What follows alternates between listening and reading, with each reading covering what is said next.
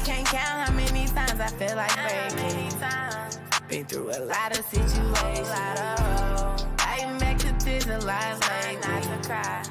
Cause I'm still daddy's little baby girl. Please watch over me, I'm out here chasing. Watch over me. Know you be proud when I make them proud. I feel like it's coming, just be patient. I gotta hold on. Head to the sky, just keep praying. Dear God, run up a bed. Live like I dream, leave that old shit in the past. I'm a diamond in the rough, just had to dust me off. Had some fake people around, that's why my trust be off. Don't go by what they say to you, it's what they show you. Gotta keep pushing, ain't no telling what life throws you. Just lost my daddy, all this pain I had to go through. It's God's plan, it's gon' happen how it's supposed to. Know it be better days. God know it's gonna be better days. Know it's gonna be better days. God bless me, be forever paid. Biscuit and boo boo, they forever straight. Forever straight. I can't count how many times I feel like breaking. Been through a lot of situations. I back to tears and lies late not to cry. Cause I'm still daddy's little baby girl. Please watch over me, I'm out here chasing. Know you be proud when I make them proud. I feel like it's coming, just be patient. Hold on. Head to the sky, just keep praying.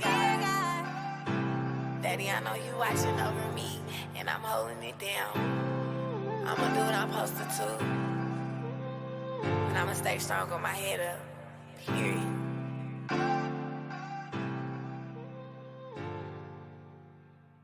How y'all doing, and welcome. I am Willie Williams. Appreciate y'all for joining the player. Subscribe. Please remember, go around to the WillieWilliamsShow.com. Y'all check out a few things. Subscribe to the website.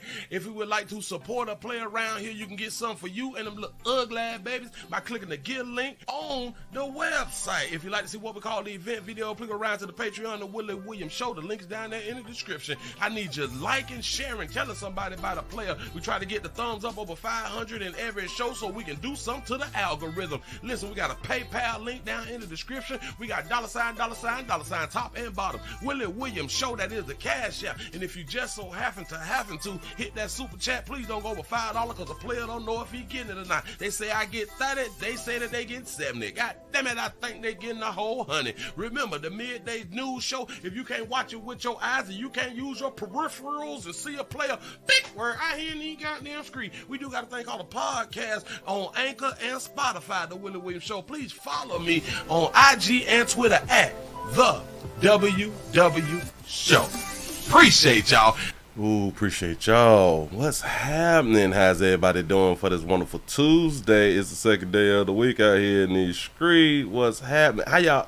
I'm Willie Williams. Appreciate y'all for joining me. This is the Willie Williams Show. This is the Midday News Show. Listen, we're also streaming live on twitch.tv.com, the Willie Williams Show. Thank y'all for already being over there. Since say the Bronx, New York is in the bitch. Say what pop past that like it 30 minutes of fire. That's what we're about to do. We had 183 followers, which we're trying to get up to 185 followers before the week's end. I need your support. Can't do it without y'all. That means we just need 2 more followers over here on Twitch. Shout out to Gasaway for the $1 cash app. He say pack of pit bulls attack on 200 in Polanski Street North. Wait, 2100 North Polanski Street. Y'all gotta watch out for them doggone pit bull. Y'all gotta watch out. I think that's the second or third story this year about a pit bulls attack. We got to be careful. But a lot of people, they will tell y'all that pit bulls aren't violent. Pit bulls aren't dangerous. It is the people who is raising them. And they could be right. I just don't trust them. I don't care who raising a pit bull. I don't trust a pit bull, period, point blank. That man, I came up with pit bulls, and I just know better. Shout out to Phyllis for the $1 cash app. Say, hey, Miss Shirley, praying that you're doing well. Say, love you with it, love you back. I appreciate that right there. Prayers going out to Miss Shirley, and prayers going out to Jermaine out here in these streets also. Hope that y'all doing wonderful on this wonderful Tuesday. Thank y'all for being here. Damn it, what do we have here? Let me stroll down. Damn, give y'all a pat on the back because y'all was over 100. Y'all was over 100 by 06. By 06, and it's just 07 after the hour. That's what's up. You say pits will turn on you. Yes, and I've learned the hard way coming up with pit bulls out here in the street. The 229 Albany, Georgia is up in the building.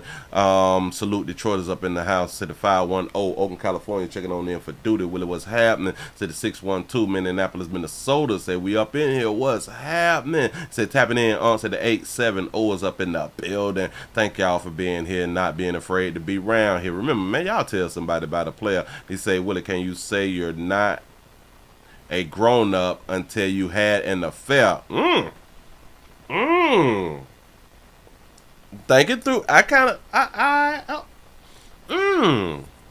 You tell you took a chance with your doggone life. I kind of like that right there.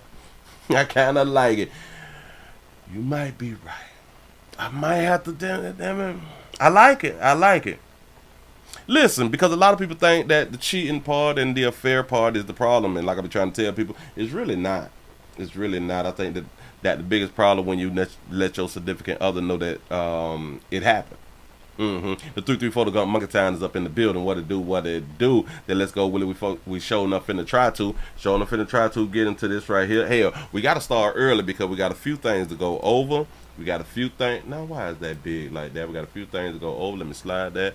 Put that in its respectable place. Hell, first I just want to show you good peoples what had them transpired out here during the hurricane or the aftermath of the hurricane, because the Hurricane Beryl done some strange to Texas. Now, damn it, reach out to your peoples to see if everybody is okay out there in them Texas streets. Help them out if they need help. A lot of them folks, they do not have power. And because I'm a hurricane victim, I am a Hurricane Andrew survivor. I am a victim. Yes, I am. And it teaches you the things that you need during a hurricane. Well, hell, during and after. Well, actually before a hurricane, so then after the hurricane, you can possibly still have those products that you had done invested your money in, because ain't nobody coming. We have to always have that thought process, ain't nobody coming. And if somebody do come, it's going to be a while. And when I mean a while, it could be 2 to 3 weeks.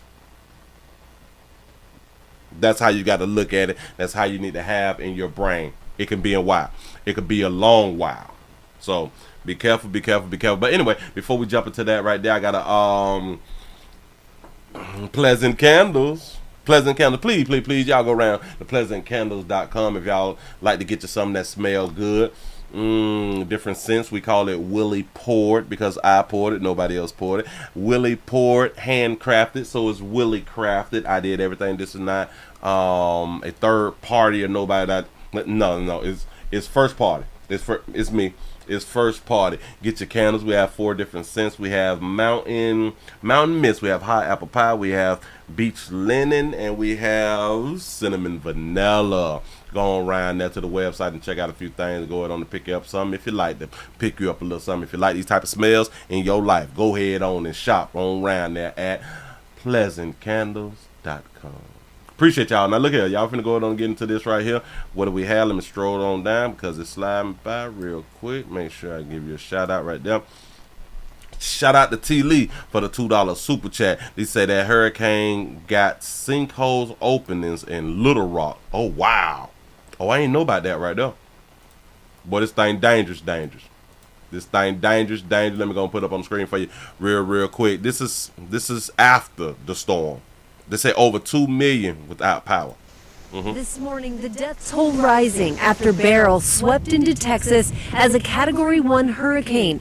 Dangerous storm surge flooding parts of the coast. He's got the life jacket on, and they're lifting him out of the water. Look at that. At least 6 people have now died in Texas, including an elderly woman killed when a tree fell on a home, and a civil employee with the Houston Police Department who drowned after driving through floodwaters on his way to work. We're in an emergency. We're in a rescue mode. Life safety. Beryl dumped 9 inches of rain in some areas, winds topping 90 miles per hour, causing widespread damage to homes and businesses. Look at this community here. On this side of this condominium complex, the roofs were ripped off by strong winds. This is all this brick wall pushed over just from the sheer force of Beryl. Transformers blowing up as the hurricane slammed inland, causing nearly 3 million power outages. If we can get power restored, hopefully tomorrow afternoon even, that'll be great. If not, every day that goes by, it certainly gets to be more debilitating. In Galveston, the mayor warns it could be 2 weeks before some people get their power back and feel like temperatures in the coming days will approach 100 degrees. Rhiannon Alley, ABC News, New York. And if I'm not mistaken, can somebody please correct me if I'm wrong, this was a Category 1. This was a Category 1 if I'm not mistaken. Yeah. Just so you all can just like have like a good picture of what a Category 1 can do. A Category 1 typically is winds and the flooding. It's really the flooding. It don't do that much devastation in a lot of places.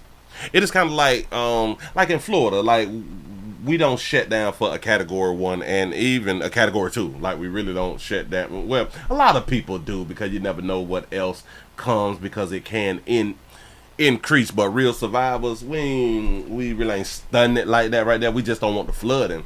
But the destruction really don't come from a Cat 1 or a Cat 2. But because this is places like Texas is built different. You see the destruction. Now at the mobile home parks and stuff like that, those crumble a lot of times. They fold, trees fall on stuff. So you will have a little stuff. But the flooding, we will get the flooding. I went through what is called Hurricane Andrew, which was, in my mind, a Category 6 or a 7. And shit destroyed everything. Everything. There was nothing standing. There was nothing standing out here in these streets. But y'all pray for them good people out here in these doggone street. How many of y'all like watermelons? How many of y'all like watermelons? You see, I just jumped from the storm to the watermelons because y'all was on like a sad note, and I'm trying to bring y'all to like a happy note right now. Just something to be happy about out here in these streets. How many of y'all like watermelons? Like the fruit, the fruit things. Well, we got a player. We got a player who they say done knocked off a beloved watermelon man. What type of person you have to be to knock off a watermelon man? Like kill the watermelon man. So new at 5 today, the U.S. Marshals caught the teenager accused of a high-profile murder in Memphis last year and was on the run for weeks. 16-year-old Demarion Tackett is accused of killing 76-year-old John Materna, who was also known as the Watermelon Man, during a robbery in Highland Heights last year. Tackett was out on bond initially, but didn't show up to court June 21st, leading to a $5,000 reward and a manhunt for his arrest. Tackett is now being held without bond. Without bond. That boy that killed the watermelon man. We need to give him life. We need to get a 16-year-old life for playing out here in these doggone streets. So that's just sad. That's just sad. Makes no doggone sense for you to be taking somebody's life over whatever it was. It's the watermelon man. See, now, a lot of people, they probably like watermelons, but a lot of y'all don't understand dealing with the watermelon man. You can go to, like, the grocery stores and get you a watermelon, but a lot of times it's out of season and they be small. A lot of them, they don't even be sweet like that. The watermelon man melons be sweet. They be regular size, you know. Watermelon is a fruit. Yeah, I've heard that before. They say that a watermelon is not a fruit. It's a vegetable. If I'm not mistaken, that's what they said, right? Homegrown melons. You see, I eat seeds too. You know what I'm saying? Hell, we came up eating the seeds back in the day. Yeah. There ain't nothing like a good watermelon, especially when you done had it in the Frigidaire. You cut them slices on a hot day. Ooh, just so juicy and just so sweet. Oh my God. Oh my God. Move right along. I ain't gonna eat much hold you. Got that down up out the way. All right. We have a slight update. We have a little update. Remember the story that we did yesterday? We did a story yesterday to where we spoke about that beautiful baby who was knocked off, who was killed, and then her body was placed inside of a trash bag and she was put inside of the trash. Excuse me.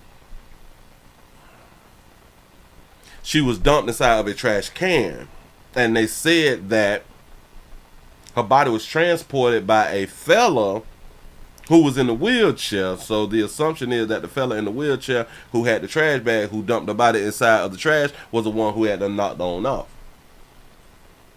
We got him. We got him, and I just want to say the streets got him also. Here we go. A disturbing scene in Kips Bay. The body of a woman found stuffed in a bag. And tonight we're hearing from the victim's heartbroken mother. Fox 5's Arthur Chan spoke to her and is live in Kips Bay. And Arthur, we're also hearing there's a person of interest in the murder. Yeah, when he was taken into custody, it got really ugly, which you're about to see. We're on East 27th Street. The location where the woman's body was found has been turned into a memorial tonight, but all the attention this evening was focused down the block, mainly around an individual who police tonight are not naming and have not charged yet, but because of surveillance video on the block that shows somebody in a wheelchair being involved in disposing of the victim's body, her family and many people on this block seem more than convinced.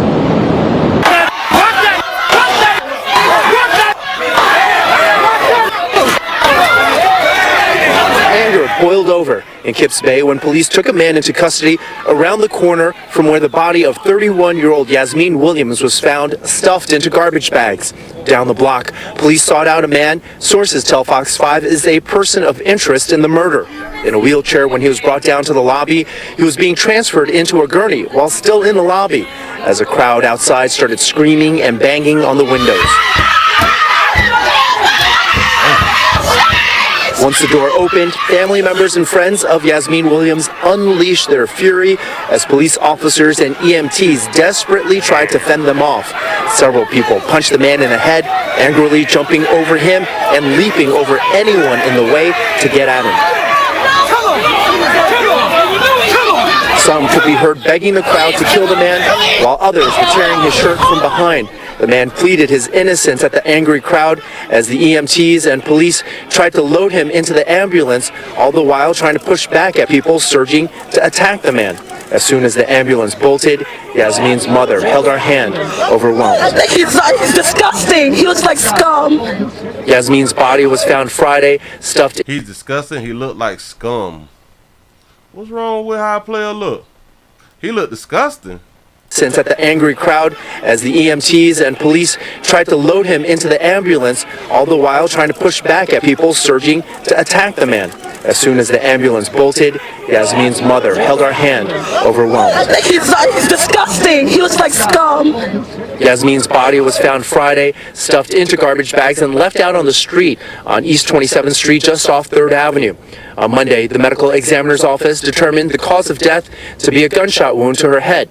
Sources tell Fox 5 police have a surveillance video showing a man in an electric wheelchair dragging the garbage bags to that location, which led Yasmin's family to wait outside the building down the street. She meant everything to me. It was my baby.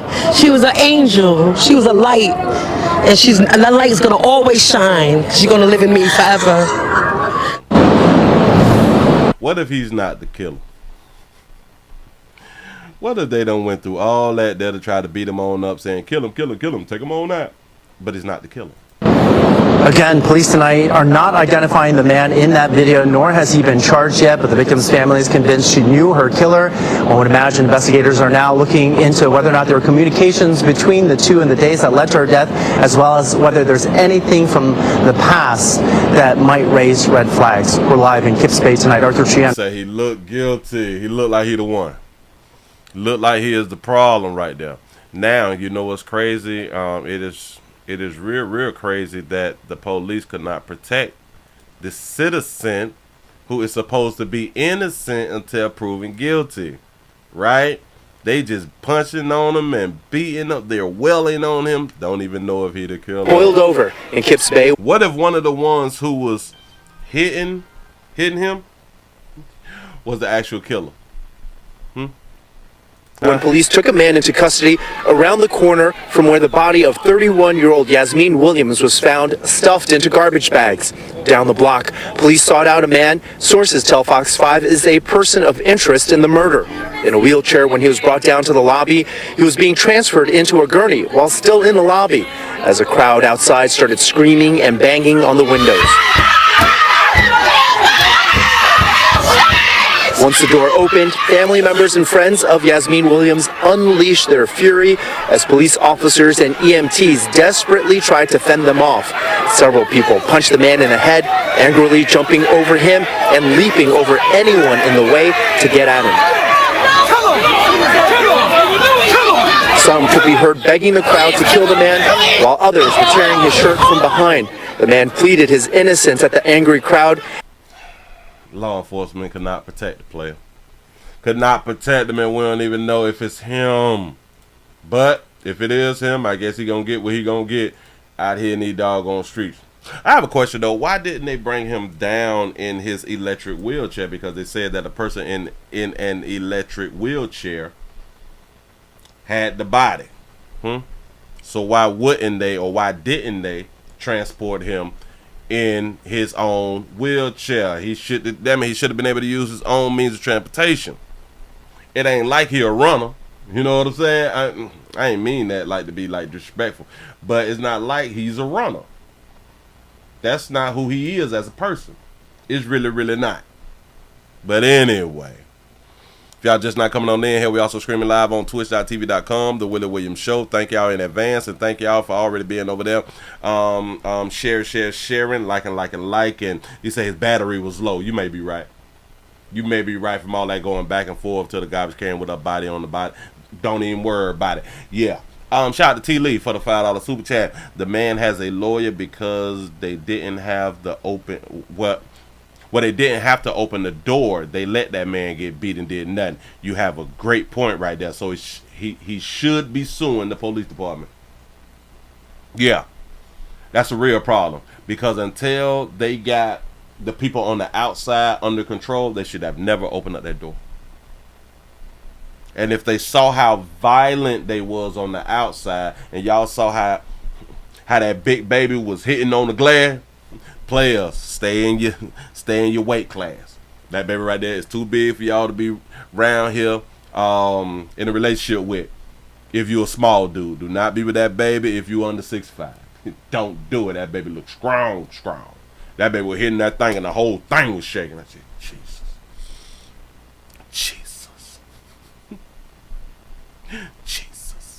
Yeah, right. He's not a track star. He said inappropriate and funny. That's what's up. Look here, to all my sugar daddies out here in these streets, we gotta go on and talk about one of yous. One of our sugar daddies done fell short of glory. Fell short of glory out here. We have a slang sugar daddy. Slang. We have two sugar babies. Done cut a sugar daddy's thumb off to access his cash. What is the world coming to? Here we go. Prosecutors have filed charges against two women who investigators say gained access to a dead man's Cash App by cutting off his finger. Investigators tell us Audrey Miller and Tiffany Taylor Gray viciously attacked the man inside his Northwest D.C. apartment back in April, then cut off the man's thumb, stole his phone, and cleaned up the crime scene. News 4's Paul Wagner walks us through this disturbing case. In a 49-page affidavit filed in D.C. Superior Court, investigators laid out a gruesome and diabolical scheme. The woman on the left, listed as suspect number 1, police say, is 19-year-old Audrey Miller. The woman on the right, listed as suspect number 2, is 22-year-old Tiffany Taylor Gray. According to the court affidavit, Gray and the victim, Fazil Teklemariam, knew each other. Now, why they got that old picture right there of a player like that, man? Come on, dog. Number 2 is 22-year-old Tiffany Taylor Gray. According to baby, they're 22. the court affidavit, Gray and the victim, Fazil Teklemariam, knew each other. The affidavit says one witness told police the 53-year-old was her sugar daddy. In these two photos, police say suspect number 1, Audrey Miller, and Teklemariam are seen together entering his apartment on April 1st. D.C. police believe Fazil Teklemariam had been dead inside his third-floor apartment here on Peabody Street Northwest for about 4 days before his body was discovered. According to a court affidavit filed in the case, he had suffered blunt force trauma to the head. You say him not attractive at all. He'd been stabbed, and his right thumb had been cut off. A witness told police that the thumb was used to gain access to a cash app and to buy liquor and drugs. About liquor and drugs. Included in the court affidavit, she ain't pay for no college. Bitch ain't buy no books or nothing like that right there. Liquor and drugs. Investigators attached numerous photos from surveillance cameras mounted outside 2 entrances to the building, as well as the foyer and the hallway leading to the victim's apartment. Police say 2 men, one they have identified but not charged, were seen with the 2 women coming and going from the building over several days. Investigators say the suspects used the victim's key fob to get into the building and were seen carrying items out of the apartment. There was also evidence suggesting cleaning agents had been used to conceal or eliminate evidence. They're talking about bleach. Police say they got a couple of breaks in the case. Last year, Teklemariam filed a complaint with D.C. police claiming suspect number 2, Tiffany Taylor Gray, had taken his phone and used it to steal $1,800 from his cash app. Break number 2 came when investigators learned Teklemariam's cell phone last pinged from a tower in College Park, not far from where Gray rented an apartment. A law enforcement source familiar with the investigation says the claim Teklemariam was Gray's sugar daddy has so far not been verified. Investigators believe the victim's severed thumb was used to access his phone. To date, investigators have not found the victim's thumb or the electronics stolen from his home. Wow. Audrey Miller is locked up in the D.C. jail and is waiting a preliminary hearing. I don't know if this her Instagram photo or did they get this photo from somebody else. But if this is her Instagram photo, she is proud of going to jail. Audrey Miller is shout out baby out for having her real too though. Locked up in the D.C. jail and is waiting a preliminary hearing. Gray is in custody in Prince George's County, where she was arrested last week. Say Willie ain't that a part of the game dealing with these young girls? Yes. In the district, Paul Wagner, News 4. That's why you play it. Listen, you older players, y'all supposed to have enough wisdom when you're dealing with these young, with these young babies out here in the street. You're supposed to have way more wisdom than the young girl. Our biggest problem is we still putting things past females. You have to stop doing that because we don't put things past males. So let's stop putting things past females. Look at humans as all the same. All humans is all the same. We will all do some nasty stuff and we will all do some sweet stuff. I'm trying to help. But why is this the only picture? That picture looked like his picture when he came back from Vietnam or something. You know what I'm saying? Like it's an old picture and I mean, why they cut him like this, right? I don't even much know why they did that picture like that right there. It's a doggone shame they cut a boy finger off. Cut a boy finger off for that paper. Yes, you say he looked like a military sergeant. Hell, he do look like he was in the service. He do look like he served his country out here in these streets, man. I don't know. We just got to be careful. Sad story. You better watch these babies. They trying to eat. They trying to eat one way or another. They trying to eat and they gonna eat. Remember that. We going to Chicago then. We're going to Chicago. It's been a hell of a week. It's been a hell of a last week into this week, and it's been like a lot of crimes, and a lot of people's actually fed up, especially in Chicago. They're trying to do different things. They want to be speaking out to the community because the community needs to come together, not just to mourn one another, but we need to come together to make changes in the community. I do understand. But like I always say, we just keep talking, and there ain't nothing really going on. I didn't know, well, hell, Chicago didn't just have one mass shooting. They had 3 mass shootings within 24 hours. Good to have you with us on this Friday night. Chicago's police superintendent joined the mayor and peace activists this evening, calling for a stop to the gun violence after 3 4th of July mass shootings in the city. Those 3 shootings happened in the Greater Grand Crossing, Little Italy, and South Austin neighborhoods. Our Maribel Gonzalez is live tonight with the breaking news update for us. Maribel? Yeah, Joe, tonight there's no arrests, no clear motives, no answers just yet, but hundreds showing up for the family to support them. A family who lost 2 mothers and a child to this gun violence. All of this happening while the city is facing a violent 4th of July holiday with dozens of people shot and at least 10 people killed. A family grieving. The bullet holes on the windows of this Greater Grand Crossing home, a painful reminder of the lives of Capri Edward, Nikisha Strong, and her son, Bryson Orr, cut short by gun violence. It don't feel like home. You know, the house is violated. And anytime someone violates your home in a manner like that, it's no longer a home. Right now, 2 other young boys who family tells us are brothers and Capri's children, ages 5 and 8, also critically injured. After police say Thursday morning, 2 cars pulled into the area, several got out and shot at the home where they lived. They destroyed our family. Capri's grandmother says the youngest is fighting for his life. 2 ventilators, they trying to keep him. So he fighting and fighting. And I be talking to him and I be kissing him. And I be like, baby, come on, pull through.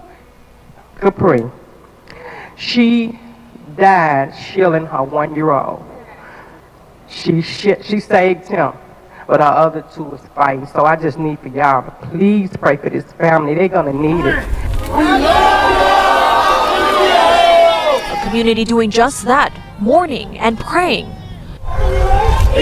as well as outraged and demanding justice. If anybody in the street know what's going on, you know, when it comes to kids and women, you know, you don't get a pass with this. If somebody know about what's going on when it comes to kids and women, so we just expendable. Males is just expendable, which I want y'all to really understand. More males get killed and shot than women and children get killed and shot in Chicago. But because a child and a mother got shot, if y'all know anything, especially when it come down to a woman and a child, tell on somebody. Now we need to be telling on people who kill people, people who shoot people. We just need to be telling. Step up, be accountable. Community activists. We really want to send a message to Chicago. Let's stop it. Chicago's mayor. We're doing everything in our power to address it. And Chicago police all descending on this block to show up against violence and let the family know they're not alone. I'm pissed off. And I'm just going to tell you this right now. We will work our fingers to the bone until we find these people. Yeah. Now, the city is opening an emergency services assistance center. This from 3 to 7. Care nothing about no emergency services. It does nothing. It does nothing. I don't know how many times we got to tell you, good people, that it just ain't working. Just ain't working. Damn it, people say we done had enough. Yeah, Tolerance and Sylvia, this is an all too common occurrence, as you know. A press conference with the mayor and police superintendent decrying the summer holiday violence and trying to find different ways to explain Chicago's persistent, decades-long gun violence problem. Well, today, say y'all ain't killing the killers, so y'all ain't doing everything you can do. Facts. Mayor Brandon Johnson pointed in the direction of the federal government and says he's looking for more resources from Washington. We need more resources. This is a choice. It's a choice to kill. It's a choice to kill women. A choice to kill children. Yeah. A choice to kill the elderly. Okay. Anger, defiance. Left out again. You see how y'all players keep getting left out of these discussions? It's a choice to kill women kids, elderly. What about all the men that's dying? Choice to kill children. A choice to kill the elderly. Anger, defiance, emotions a Chicago mayor expresses all too often after a violent summer holiday weekend. And I'm here to say emphatically that we have had enough of it. But the mayor says the city can't handle its violence problem alone. Specifically, he pointed to the federal government for more help. Victim support services. That's what other places have gotten. We have not gotten enough of that. Community violence intervention and prevention professionals and support services. We have some, we need more. So we need interventions and support services. Though none of this speaks to stopping the shooting. A representative from the White House today says the request is not falling on deaf ears. This is a major priority because we see the devastation. You know, no other city has been impacted like this to this level. But we know that we can do so much more to support the leadership on the ground, and we're here for this. So this is a huge priority for the Biden-Harris administration. Greg Jackson is Deputy Director of the White House Office of Gun Violence Prevention, a federal initiative that began last year under the guidance of Vice President Kamala Harris. Jackson says his office has been in touch with both the mayor's and governor's teams all weekend to coordinate a response. The major thing is that there's resources for victims and specifically financial reimbursement for those who have been traumatized and those who have been impacted to help with hospital care, to help with any burial or funeral costs. Jackson, you said he skipped right over the aid from the state of Illinois. Also says he has relayed to the city that it could be in line to receive federal reimbursement to the police department to help solve these crimes. There's an additional resource need for investigative support or just whatever it takes to solve these crimes and hold those. So you cannot stop shooting or you cannot stop violence. You got a good point. I will say this right here. There's a way to stop the reoccurring violence. There's a way to stop the regulars from committing violence. Because it's like a small amount of people who is actually committing all of the violence.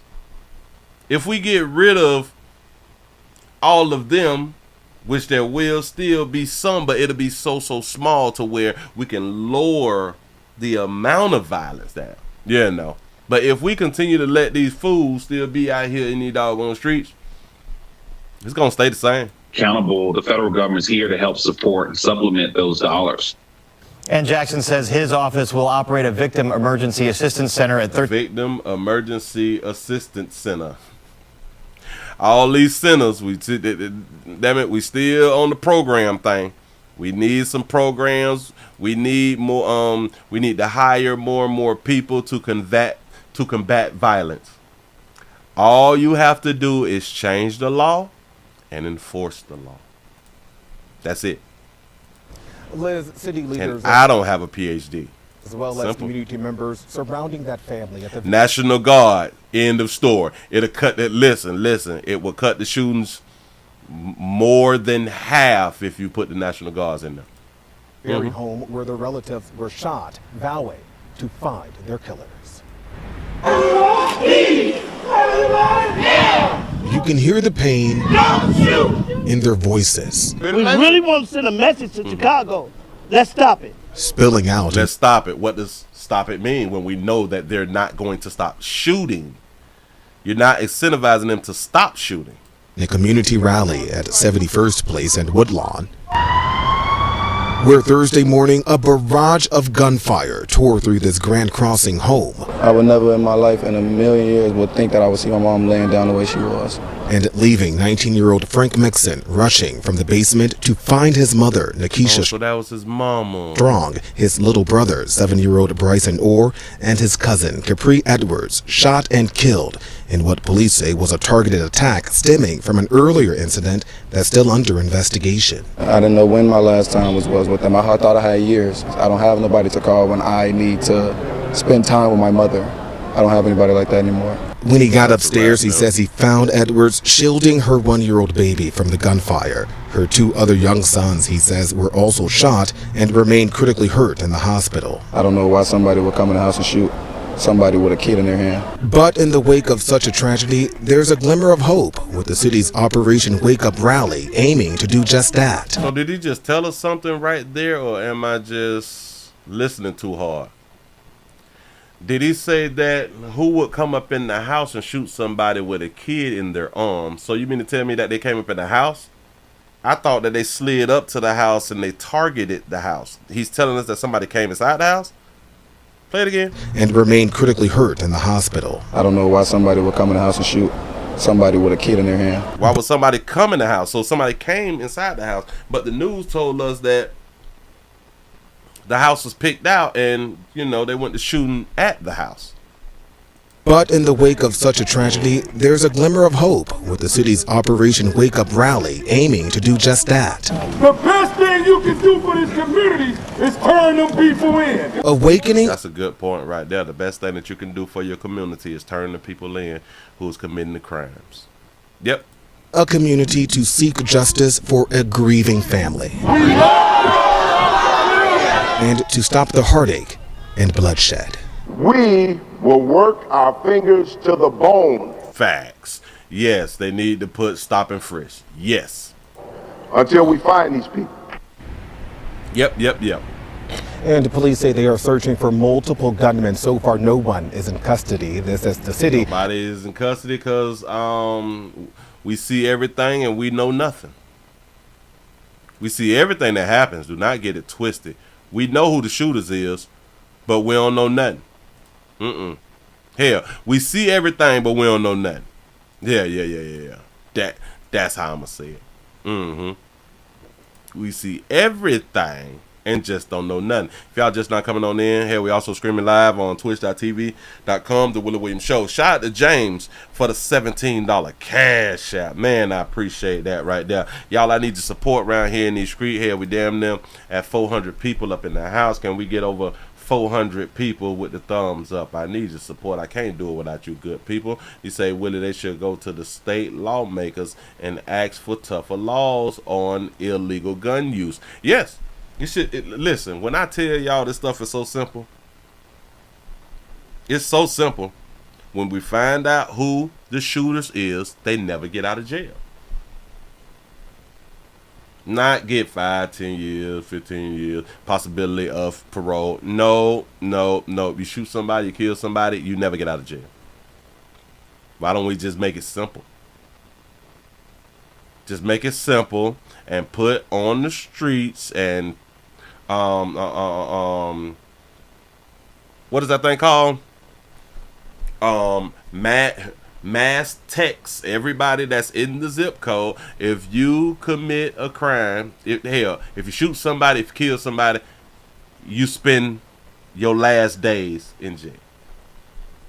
That's the minimum.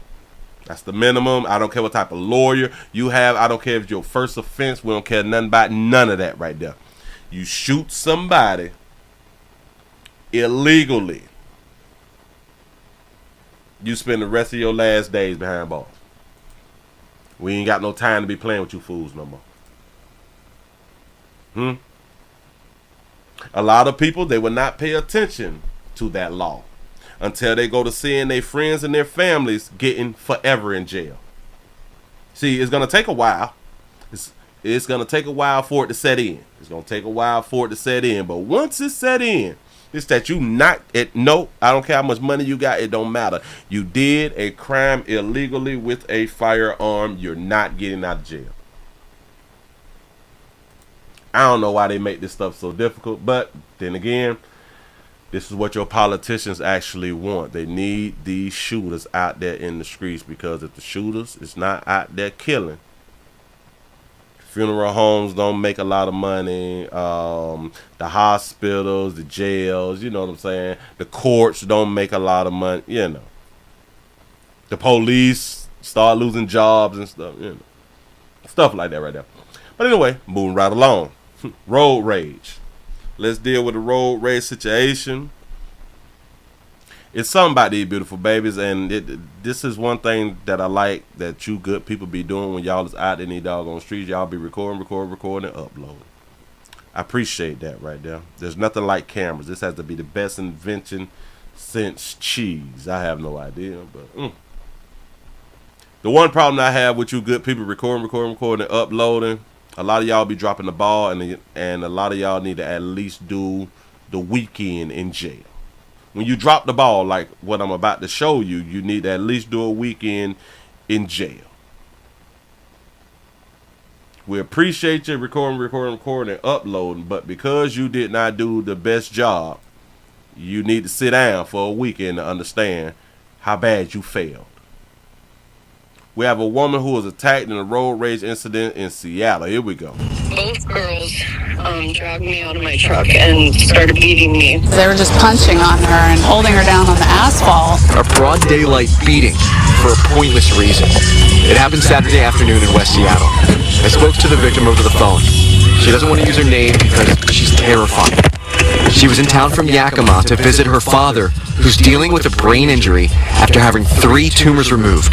The victim tells me this was all because she accidentally cut off the suspects at the intersection. They were right on top of me, and I was really scared. Do y'all understand why this little piece right here was like a half a second? This piece right here was like a half a second because the fool recording it is moving the doggone phone. They were right on top of me, and I was really scared I was going to get run over by my own vehicle. The video shows the victim's car roll down the street where it crashed into another car. Then the suspects speed off. But witnesses say they did not go far.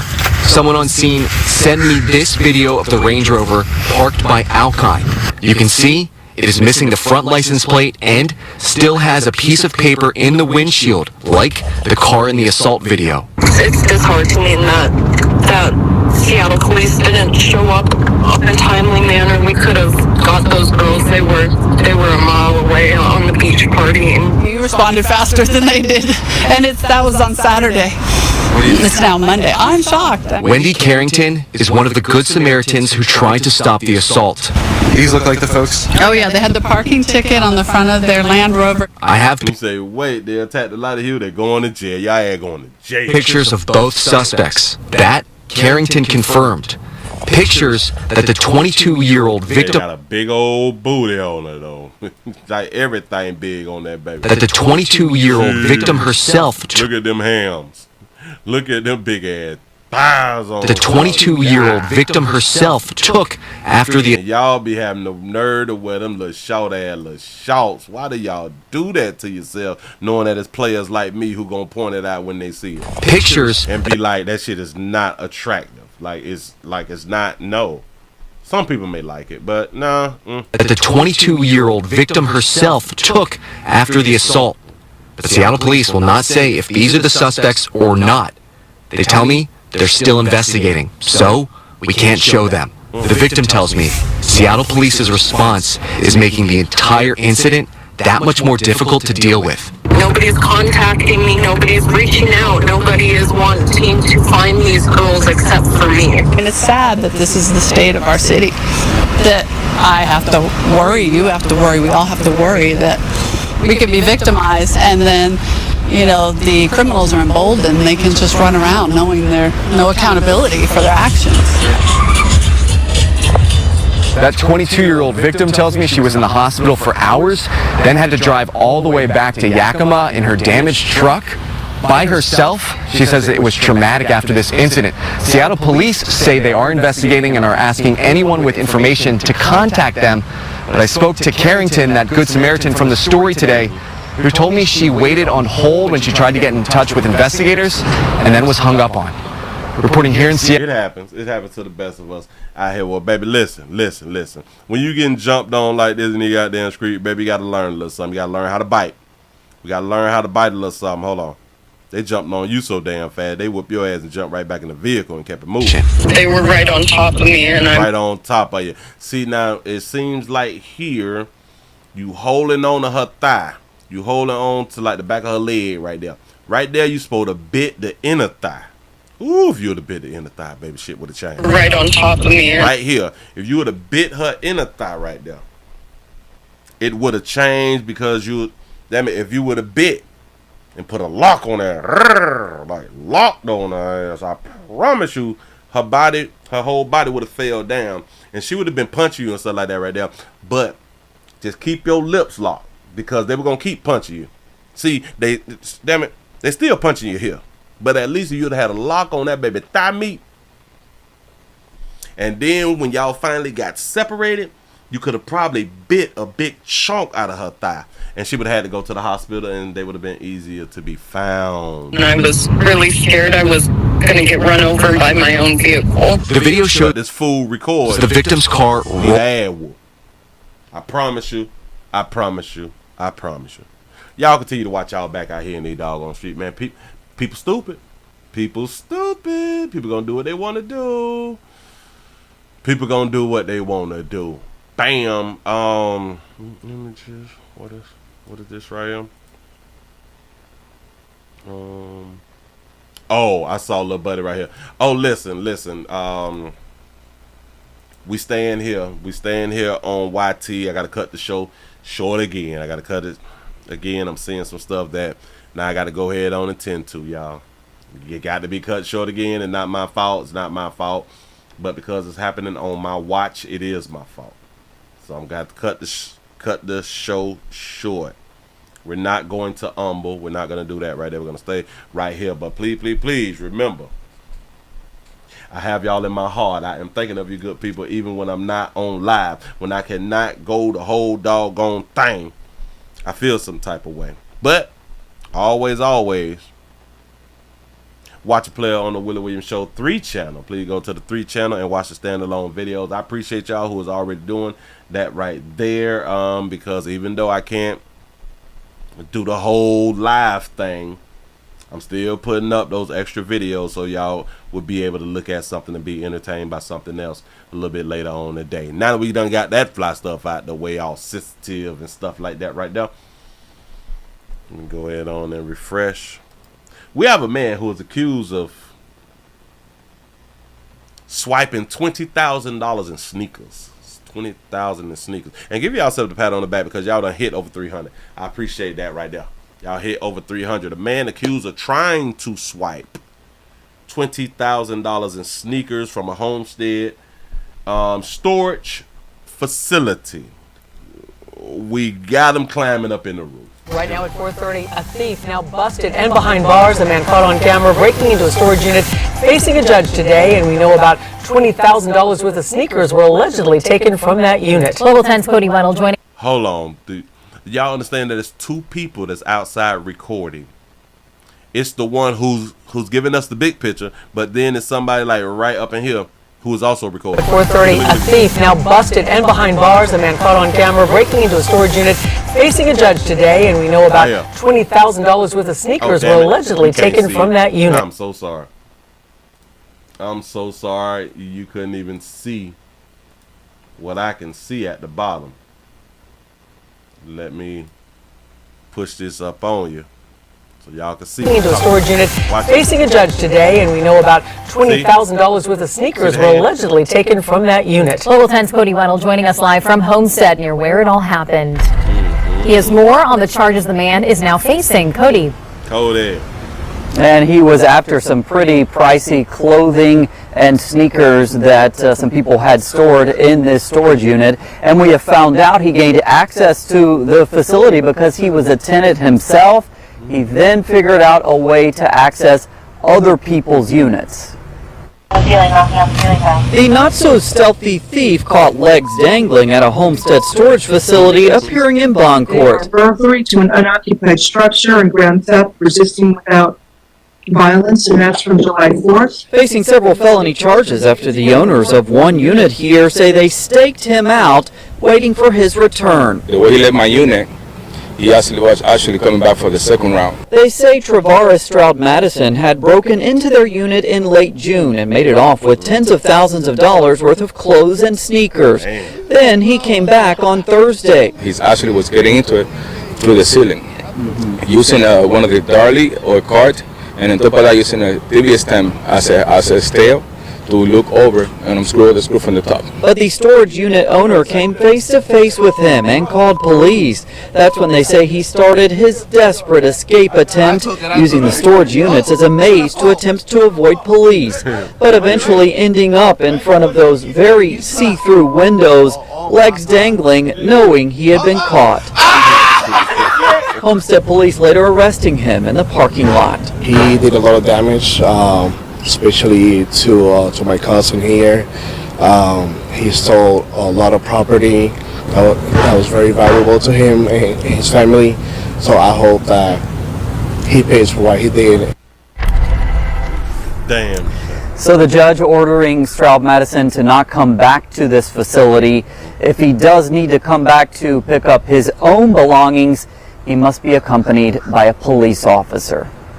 We're live in Homestead. I'm Cody Weddle, Local 10 News. See, now with people like this right here, how much time do you think somebody like this should get? Because the laws, they need to be changed. The laws, they need to be changed. The laws that we have on the books is not discouraging people from doing these types of crimes.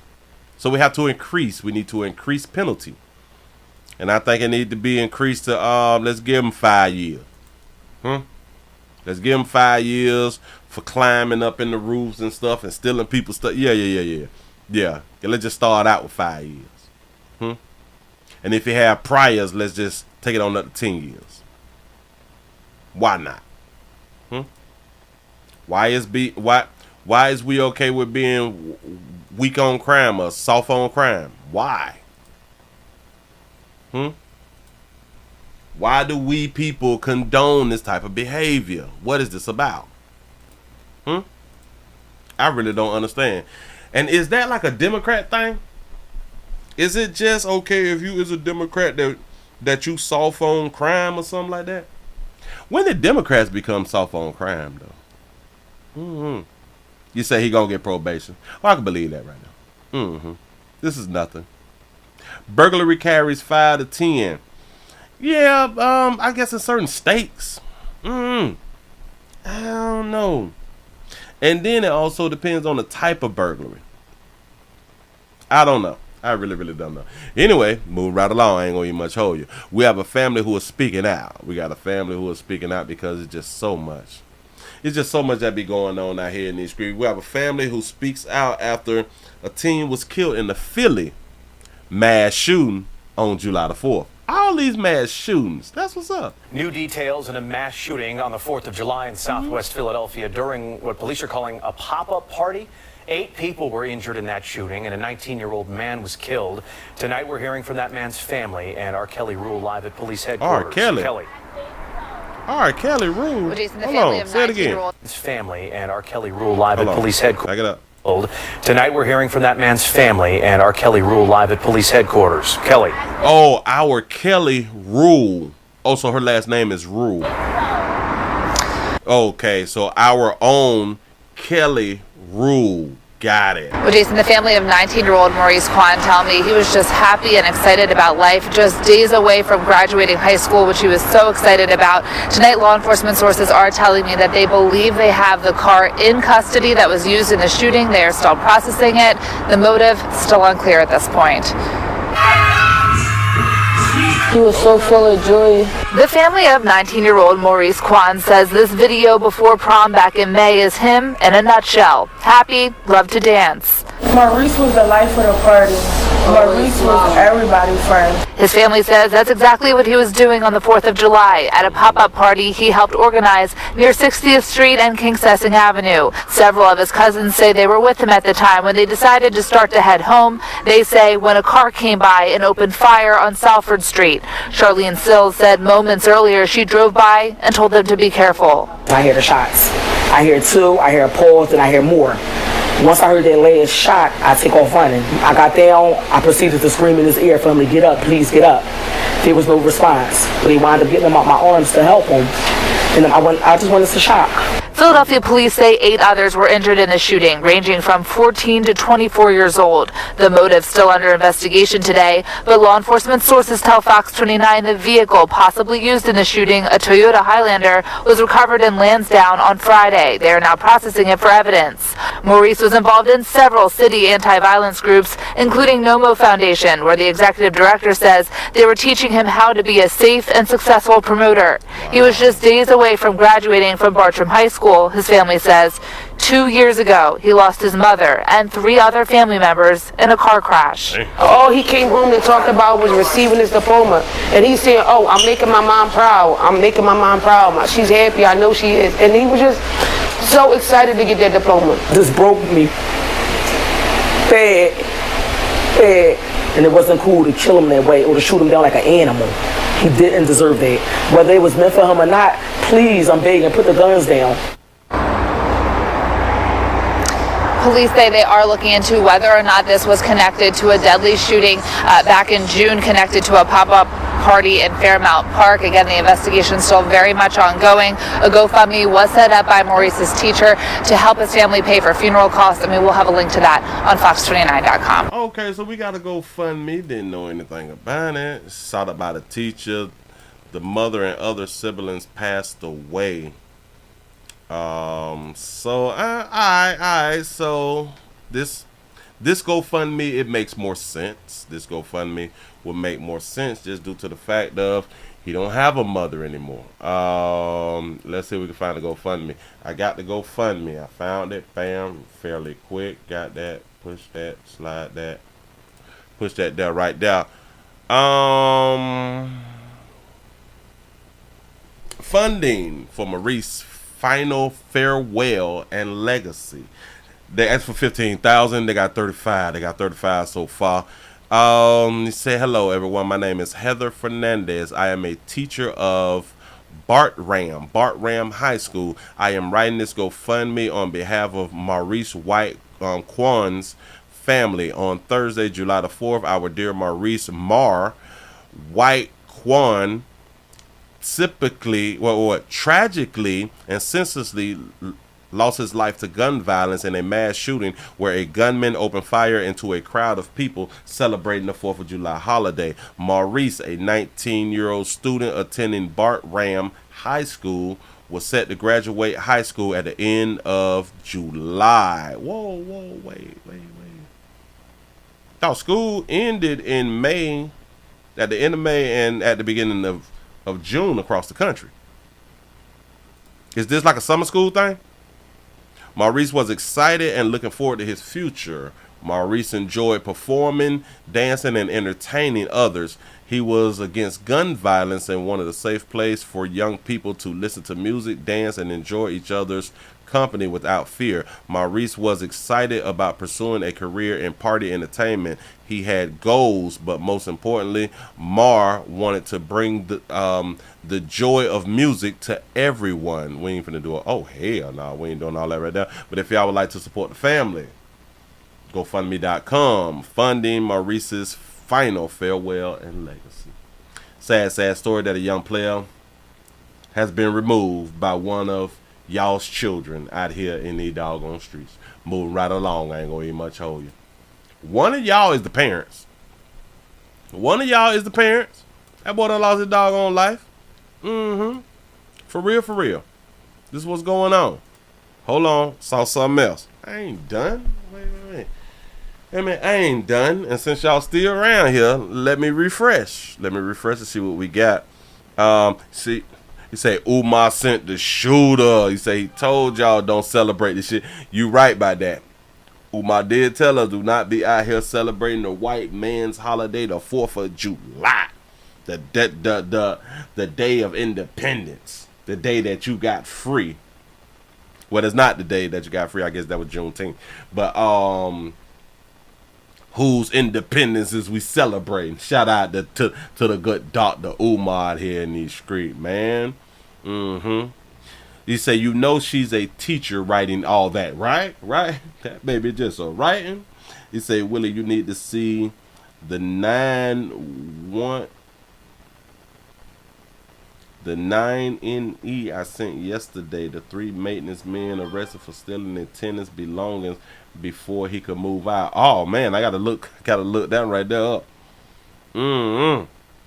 Got to look that one right there up. Bam. We have 134 thumbs up so far. That's what's up. Boy, y'all doing the player real solid. Let's get over 350 right now, y'all. I need your support like always. Listen, the thumbs ups are free. The share button is free. We got PayPal, Cash App, Super Chat, all that good stuff right here if you would like to support a player. What do I have here? Okay, bam. I got a little violence call thing because y'all know it's all about violence. Because we do love tragedy. We love tragedy. We love violence. Because, hey, drama-filled stuff is really exciting. It's really, really exciting. And I do understand that, for the most part, a lot of people, they do not wish death and failure on a lot of people. But for some reason, we is interested in violence. We really, really is interested in deaths and all this good stuff right here. We have an Oakland mom who loses 2 children to gun violence. 2 of them to gun violence. Here we go. Tonight, a mother in Oakland is grieving over the loss of a second child. Her stepdaughter was killed in a party bus shooting several years ago. Then just last week, she lost a son to gun violence. New at 6, our crime reporter Henry Lee live in Oakland after speaking with that mother. Henry. Yeah, no words can express what this mother is going through. She tells me she's here one minute, not the next. She wants to yell, scream, jump, punch, do anything to remove the heartache she knows won't ever go away. The pain I'm feeling right now is so unbearable. I would never want this on another mother. Aisha Meredith is hurting and overwhelmed with grief. In 2021, her 19-year-old stepdaughter, Alasia Thurston, who was the mother of a 3-year-old girl, was shot and killed while riding on this party bus in East Oakland. A 16-year-old girl who was a friend of hers was also killed. That's been hard on all of us. Got a real tell. It especially was hard on her brother. And then on July 1st, the brother, 25-year-old Devonye Thurston, was shot and killed at Go-Go Amigo Market at 105th Avenue and E Street in East Oakland. I got there as fast as I can and I fell to the ground. Now, Meredith is struggling through her pain once again after losing her son. He was her rock, the one she leaned on in difficult times. My heart is my soul. He was her rock, the one she leaned on in difficult times. Why is it that we never hear a father would ever say, I leaned on my daughter. My daughter was the one to lean on. You know what I'm saying? Through difficult times. We don't do that. No. I can't believe this. Her son had just started out as a rapper. He wrote the first verse of this song called Victim. I didn't know. I promise you I did not watch this whole thing. I did not know he was a rapper. He not listening to the Willie Williams show. Listen, stop calling yourselves rappers. Her son had just started out as a rapper. He wrote the first verse of this song called Victim after his sister was killed and continued writing it after his best friend was shot dead. Meredith is planning to bury the siblings together. This is not what I'm supposed to be doing. He's supposed to be burying me. Days before he was killed, he texted her. Mama, there's a lot of people dying around me. Mama, I'm scared. I don't want to be on no t-shirt, Mama. Authorities have not reported any. I'm scared I don't want to be on a t-shirt. Then why is y'all still in Oakland? Arrests in her son's killing. As far as the party bus shooting, investigators have said shooters opened fire in retaliation for another Oakland shooting that left 2 17-year-old boys dead. All I'm seeing is going back and forth. You say I did the story on the sister? You might be right. Take mine, I'm going to take yours. You take mine, I'm going to take yours. But it needs to stop. She's been on a roller coaster of emotions and just wants justice. So now it needs to stop now, but it's been like a roller coaster. You take one of mine, I take one of yours, take one of mine, I take one of yours. But why you ain't moved none of yours? If anybody know anything, please. Please don't let my baby just be another number. It's hard to tell you, baby, but he would just be another number. That's it. And then if they do find out who the shooter is, he will still be just another number. Shout out to T. Lee for the $2 super chat. He say one song didn't make him a rapper. I think damn it, him being an expiring rapper has a lot to do with his death. The CHP is still investigating the party bus shooting, and Oakland police are asking anyone with information about the market killing to give them a call. Live. Hold on. So y'all said that I did the shooting, right? That I probably did the story about her. When did this happen? Express what this mother is going through. She tells me she's here one minute, not the next. She wants to yell, scream, jump, punch, do anything to remove the heartache she knows won't ever go away. Can you call yourself a rap artist or a rhyme singer? No. No. Nothing rap, rap, hip hop or rhyme. No.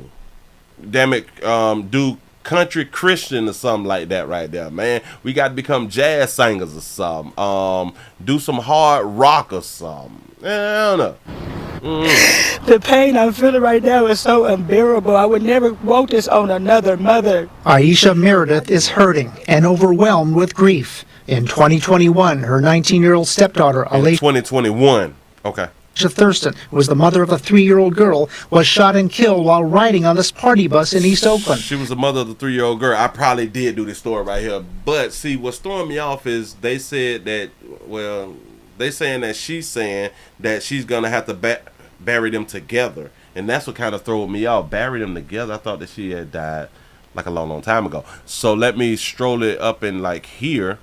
I think it was right around here to where she was going to have to bury them together.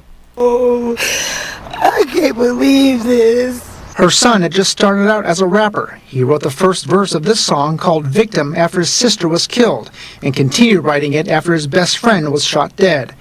Meredith is planning to bury the siblings together. See? She would... I want y'all to hear that part. Writing it after his best friend was shot dead.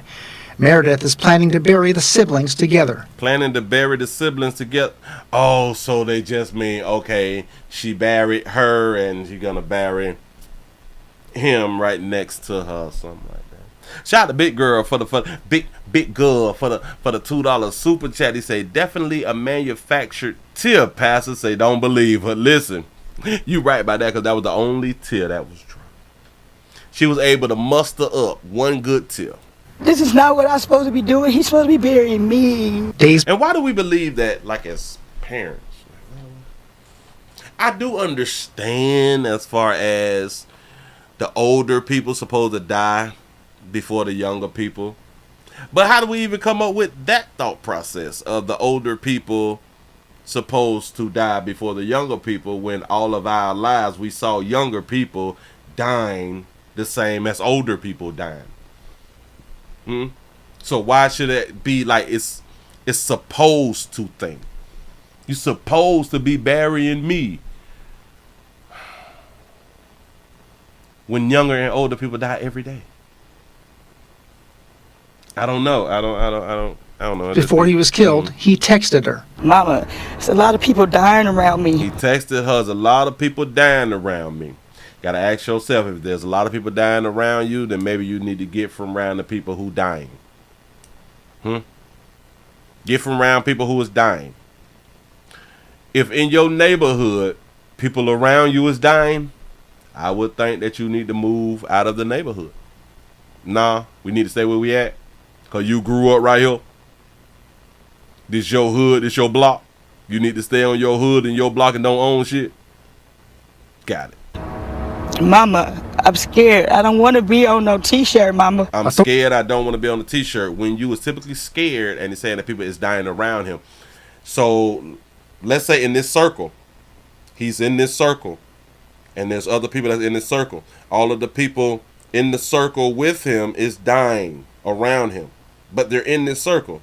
If you is in fear and you don't want your picture to be on the t-shirt, you should move yourself out of this circle.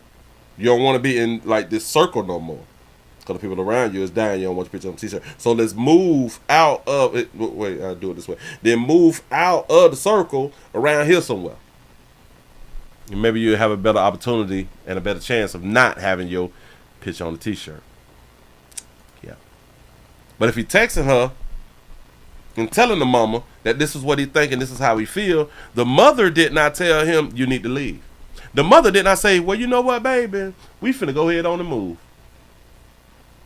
Oh, you know what, baby? I have been looking into moving because of these type of things have been going on in the neighborhood for so long. Hell, in my mind, she should have been left.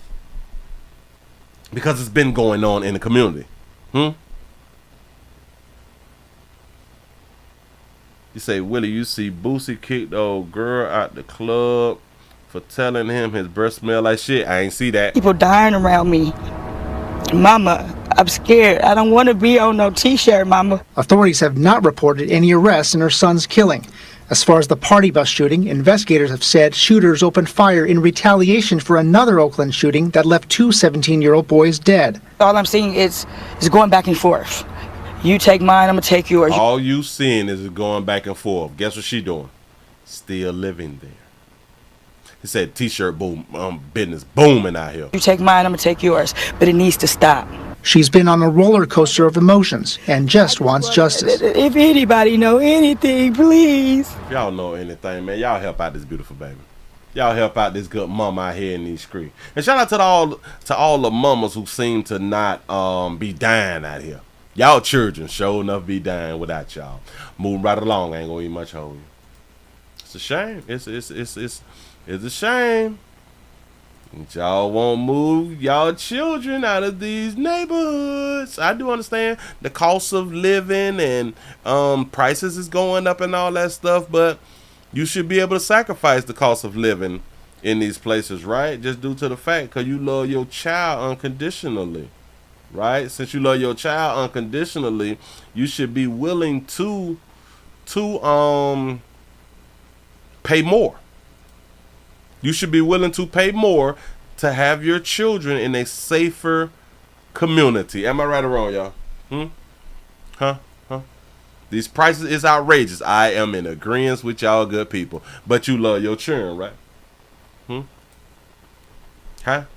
How's we supposed to make it with these high prices? I am in agreement with y'all.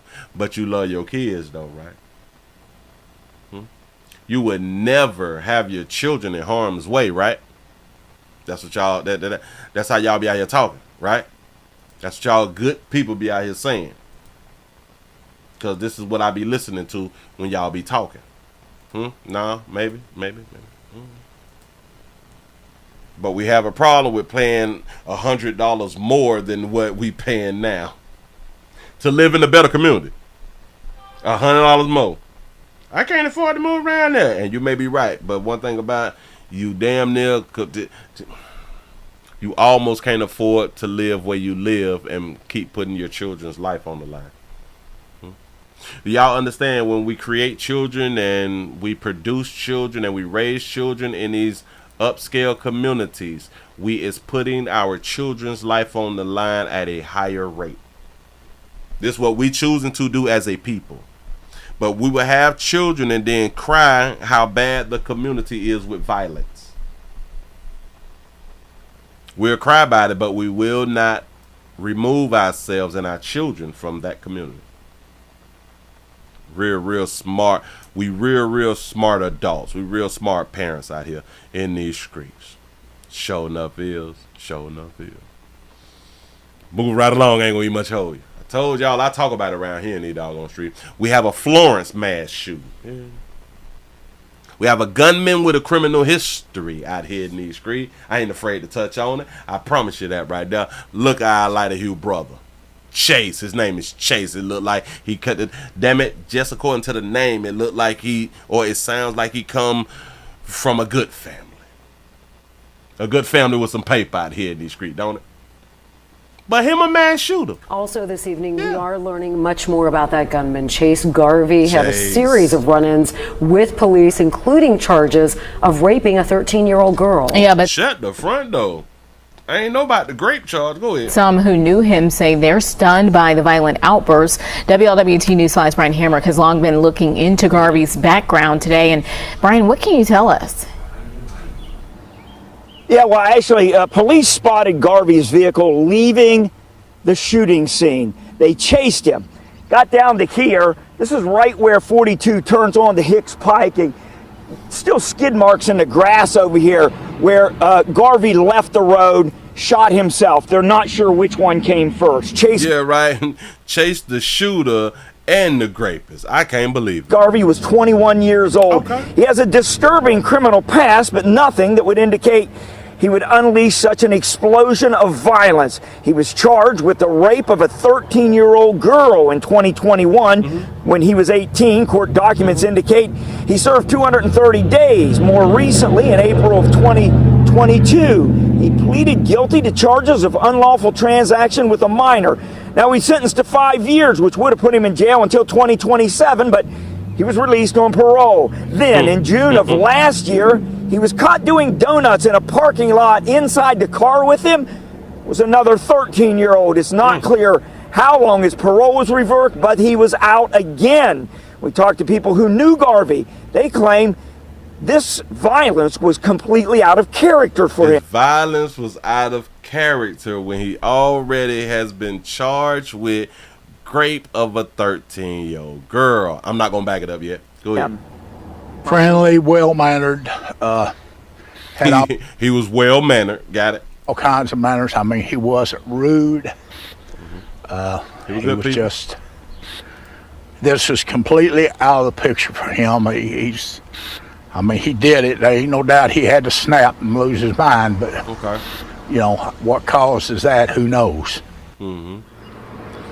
Yeah, now despite the felony conviction, Garvey still somehow had a gun. Now I talked to Florence police about that. They tell me this is part of the investigation. If they can determine who gave him the gun, who sold him the gun, they could face charges as well. Reporting live, Brian Hemrick, WLWT News 5. Still so many questions. Brian, do they know why Garvey came to this house?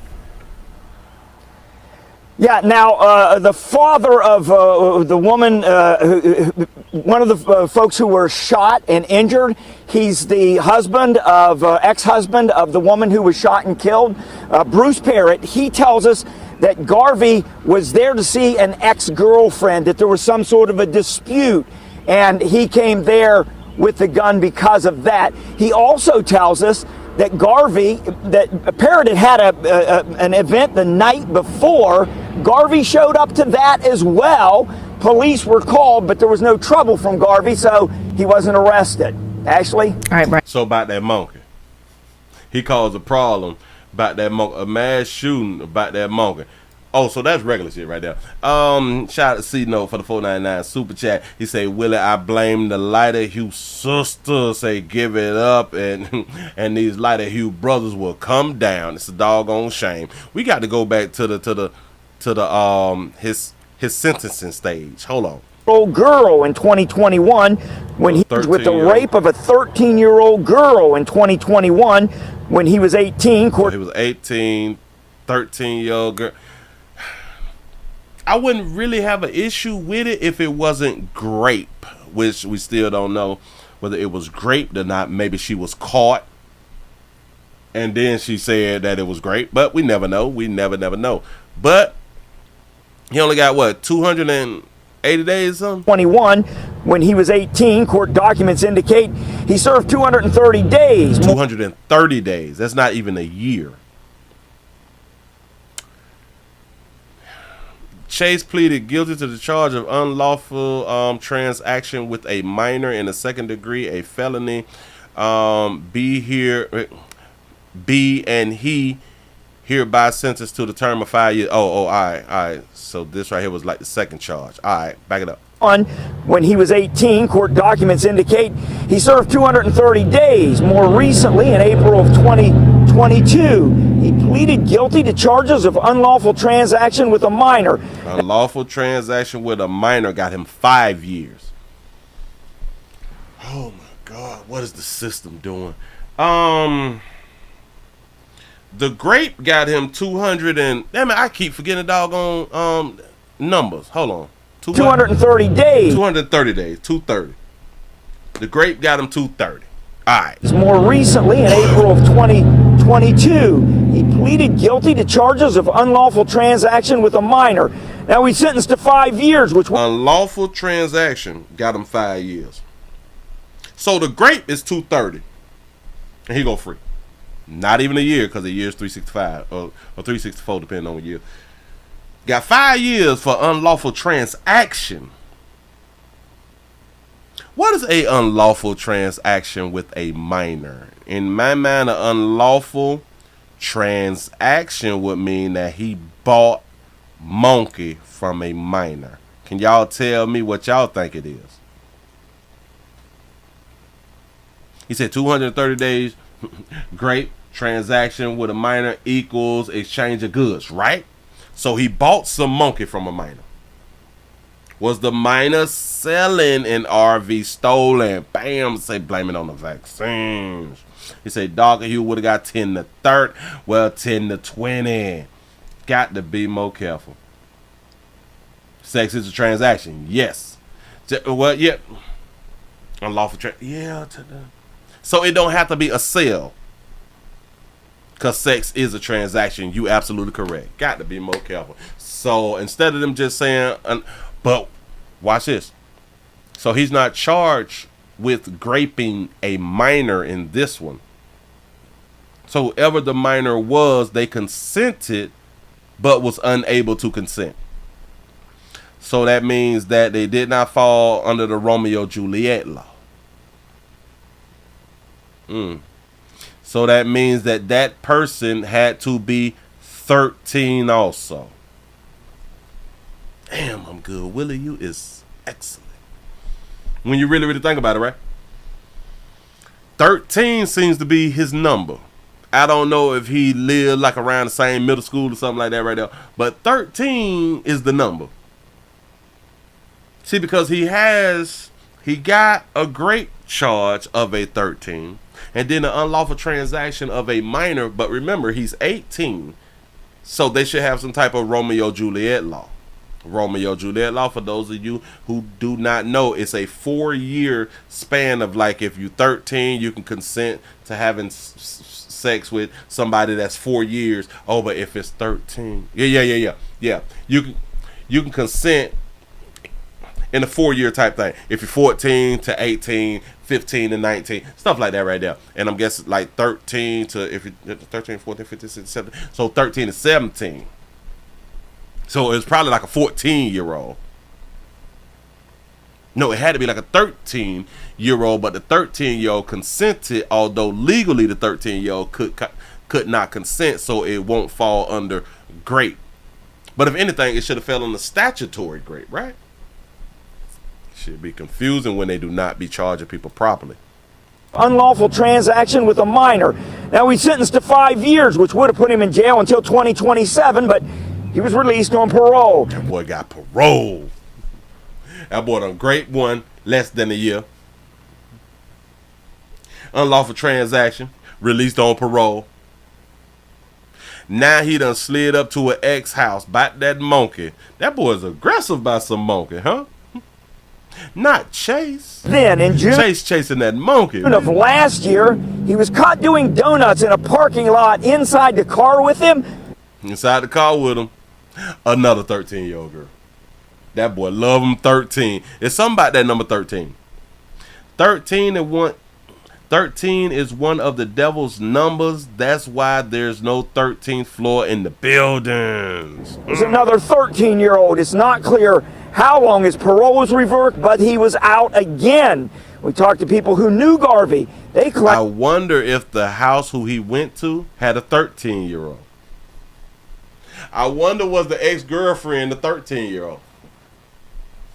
I don't know. He came around there and shot up some people. So listen, shout out to Chase, and y'all may need to watch some people with the name Chase. Chase ain't stable, but damn, he don't look like no shooter though. This is a face only a mother could love. He does not look like a shooter though. He damn sure don't look like a rapist. Come on, y'all. I don't know. Let's bring it up just a little bit more. Questions, Brian. Do they know why Garvey came to this house? Why he came to the house? Yeah, now the father of... Now this is confusing, so we really got to listen. The father of... the woman, one of the folks who were shot and injured. The father of one of the folks who was shot and injured. He's the husband of, ex-husband of the woman who was shot and killed. He's the husband or the ex-husband of the woman who was shot and killed. I'm thrown off. I have no idea what's going on. Bruce Parrott, he tells us that Garvey was there to see an ex-girlfriend, that there was some sort of a dispute, and he came there with the gun because of that. He came there to see an ex-girlfriend, but if this is a father and this is the father's home, is it the father's daughter? I don't understand. Or was it somebody who was living at the house? See, it's not explained properly. With the gun because of that. He also tells Garvey was there to see an ex-girlfriend, that there was some sort of a dispute, and he came there with the gun because of that. He also tells us that Garvey, that Parrott had an event the night before. Garvey showed up to that as well. Police were called, but there was no trouble from Garvey, so he wasn't arrested. He came around there the night before that. It was tripping. You know, I'm going to come back tomorrow. I'm going to see if you feel the same way. And if you do, bow, bam on you.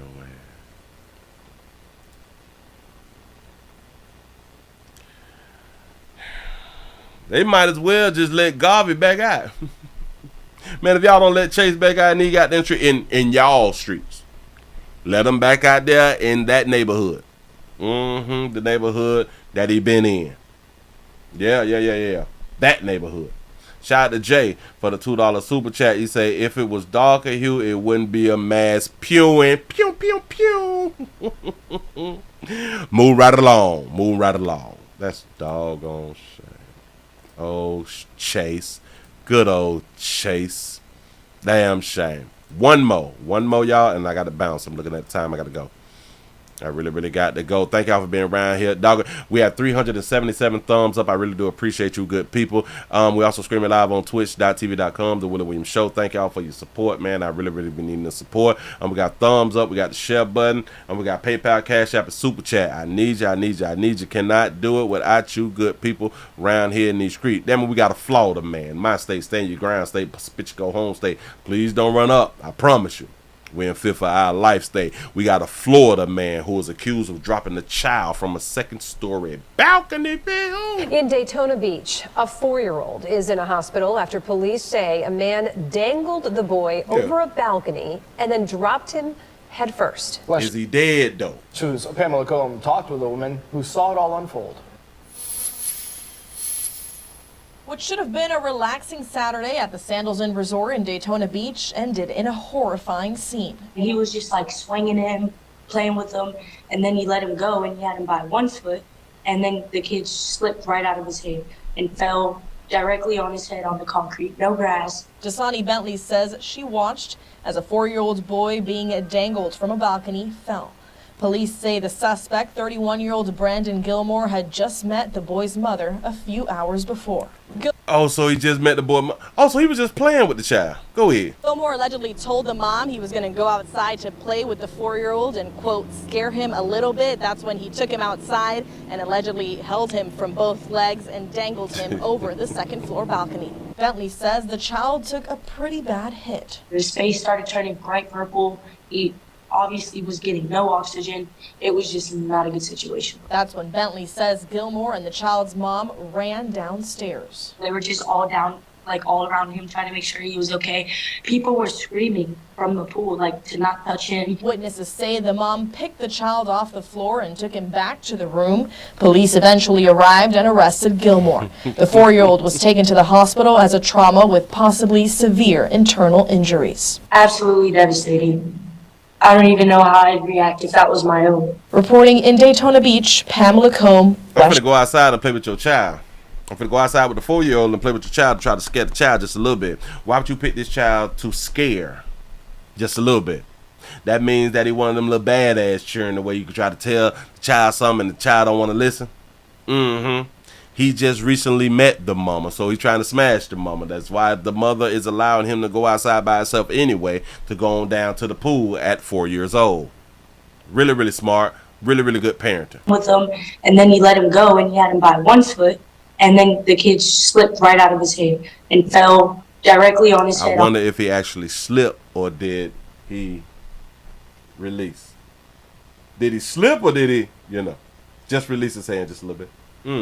On the concrete, no grass. Dasani Bentley says she watched as a 4-year-old boy being dangled from a balcony fell. Police say the suspect, 31-year-old Brandon Gilmore, had just met the boy's mother a few hours before. He just met her that day. I can't with you, beautiful babies. I'd hit decisions. I want y'all to understand. He just met her hours before, and she allowed a man in which I'm not even tripping, allowed a man to be inside of her hotel room, because that's what we do when we out here on the beach. That's what we do. We're trying to feint, dangle, and hunt something. And a lot of times we don't have anybody to watch the kids, so the kids is actually in the way. You know what I'm saying? But to allow a man to even be spending time with your child while you was inside of the hotel, this man decided to go outside with your child, and you okay with it. Yeah, go outside and play with him while I clean out the inside of this monkey. And say at the Willie Williams Show, say, really appreciate you, bro. You are the only channel with no drama, just content, tagline news with no drama. That's what's up. I'm going to write that down. A few hours before. Watch. 1-year-old Brandon Gilmore had just met the boy's mother a few hours before. Gilmore allegedly told the mom he was going to go outside to play with the 4-year-old and, quote, scare him a little bit. That's when he took him outside. Who do y'all know? I want y'all to understand. The hotel spot is on the beach. I'm going to go outside and play with your child. Who do you know just met the mama?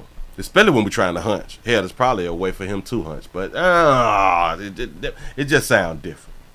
Who the hell y'all know want to play with your damn baby when we just meet y'all on the beach? We in boxers, you know what I'm saying? We got a little wife beat on. We trying to, they're trying to snort, smoke, drink a little bit. They're trying to hunt something. Can you find a way to put his little bad ass to sleep, or just send him down to the pool by himself, baby? It ain't nothing. Come on, it's people down there. You know, he's not going to drown. There's people down there.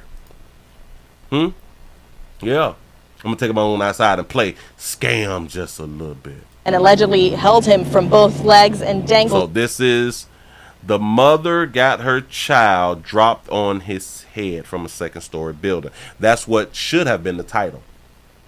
A mother is the cause of her child being dropped from a second story on his head. Him over the second floor balcony. Bentley says the child took a pretty bad hit. His face started turning bright purple. He obviously was getting no oxygen. It was just not a good situation. That's when Bentley says Gilmore and the child's mom ran downstairs. They were just all down, like all around him, trying to make sure he was okay. Give him some Benadryl, it'll be all right. People were screaming from the pool, like, to not touch him. Witnesses say them. We always be trying to tell people what to do, and we is not like nurses or doctors. Don't touch him, don't do nothing. What do you mean, don't touch him?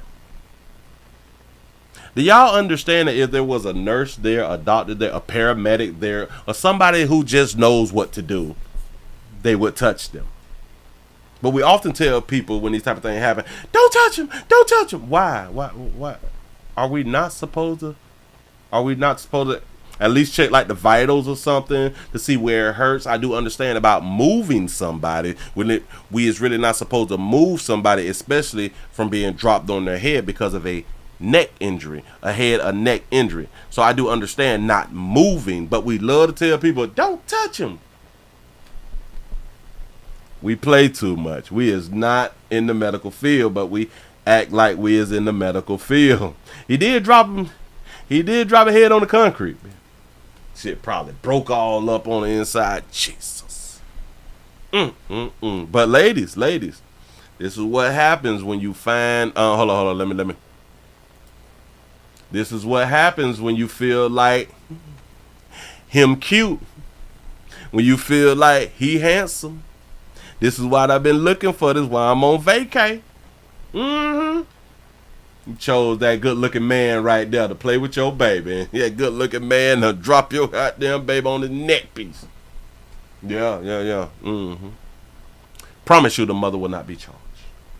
Give yourselves a pat on the back. Y'all have made it to the end of the midday news out here in these streets. I wanted to apologize because we was not able to go around there to Humble. I couldn't go to Humble because I needed to end early, and I do not like to end early. I really, really don't. I like it for to even go over just a little bit, depending on what we're talking about. We have 396 likes. Can we get the last 4 likes, y'all, before I go ahead on and get on up out of here? Players, prostate cancer awareness around here at the Willie Williams Show. So it's just a finger. So your prostate don't work, your meat don't work. Mess around and lose your little la-la and or your life. It's your choice. You make the call. Your body, your booty. I am here to help. Yes, I am. Yes, I'm is. And again, please go around to Pleasant Candles. Ooh, hold on. Cut all that right there. Give yourselves a pat on the back. Y'all made it over 400 thumbs up, 400 likes. I appreciate that right there. Back it on up. Y'all, please go around to Pleasant Candles, pleasantcandles.com. Get yourself your own candles shipped to you. All of these candles is Willie poured. It's not done by a machine. It's not done by a facility, a third party, or nothing like that right there. Smells so good you don't even have to light them. All you have to do is just take the top off, just let it sit inside of a room. It will smell it up real good. Nice aromas will come out. Listen, you can put this by your clothes hamper. You can put it inside the closet for all of us good people who like to wear clothes and hang them back up because we have not worn them enough before we wash them. And you can just put this in there and it'll smell it up real good. Four different scents. We have hot apple pie, we got mountain mist, we have beach linen, and we have cinnamon vanilla. Go around there to pleasantcandles.com and get yours today. Appreciate y'all. Look here, man. We're finna go ahead on and get on up out of here. Did I already tell y'all? Players, prostate cancer awareness around here at the Willie Williams Show. So it's just a finger. I did that already, right? Damn, boy, I be forgetting. I be doing too much. Well, hell, it's just a finger. Your prostate don't work. Your meat don't work. Mess around and lose your little la-la, and or your life is your choice. You make the call. Your body, your booty. I am here to help. Yes, I am. Yes, I'm is. I sure enough appreciate y'all for rocking with the player. Y'all got to go on and get on up out of here. Y'all, please remember to go around to the Willie Williams Show 3 channel and watch the standalone videos that I have already done put up for y'all. Y'all just go around there and look at it, man. I appreciate y'all for rocking. I am out of here, man.